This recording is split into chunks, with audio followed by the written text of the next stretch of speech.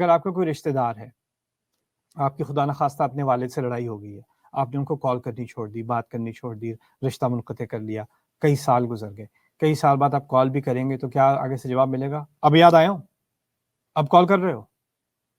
کوئی ضرورت نہیں تمہاری بات کی، ہینگ اپ کر دے گا کوئی فون۔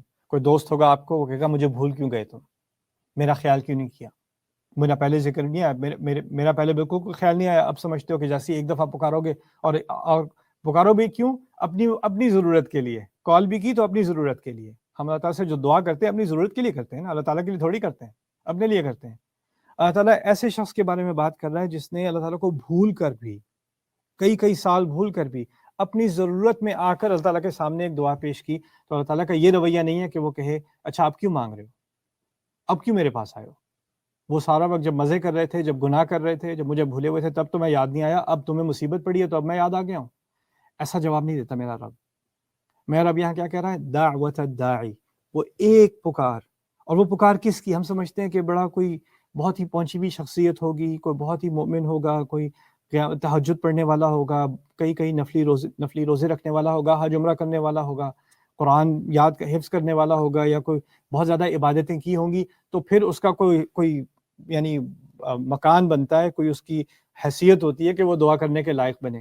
یہاں اس کی کیا کوالیفیکیشن ہے کہ یہ جو دعا کر رہا ہے، جس کی جو دعا کا جواب فوراً دیا جا رہا ہے، اس کی کیا کوالیفیکیشن ہے؟ اس کی کوالیفیکیشن ہے الداعی، پکارنے والا۔ پکارنے والا، پکار کے تو دیکھو کوالیفائی ہو گئے، پکار کے تو دیکھو تم خاص بن گئے اللہ تعالیٰ کے، میں خاص بن گیا اللہ تعالیٰ کا۔ یہ کیا عظیم بات کی ہے میرے رب نے کہ آپ بھول جائیں کہ آپ اپنے آپ کو کسی اور سے کمپیئر کرتے رہتے ہیں نا، کہ فلاں یہ تو مجھ سے بہت اچھے مسلمان ہیں، اللہ ان کی بات سنے گا، میری کیوں سنے گا؟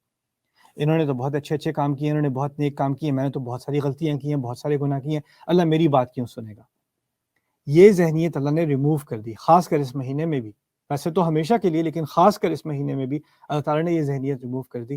آپ نے جو کچھ بھی کیا ہوا پہلے، جو کچھ بھی غلطیاں کی ہیں، آپ اس پر شرمندہ ہیں، آپ سمجھتے ہیں اللہ تعالیٰ آپ کی بات اب کبھی نہیں سنے گا، اس سب کو صاف کر دیا ایک آیت میں اللہ تعالیٰ نے، جب میرے بندے آپ سے میرے بارے میں پوچھیں تو میں قریب، میں ہمیشہ قریب ہوں، اجیب دعوت الداعی، میں ہمیشہ پکارنے والے کی پکار کا جواب دیتا ہوں۔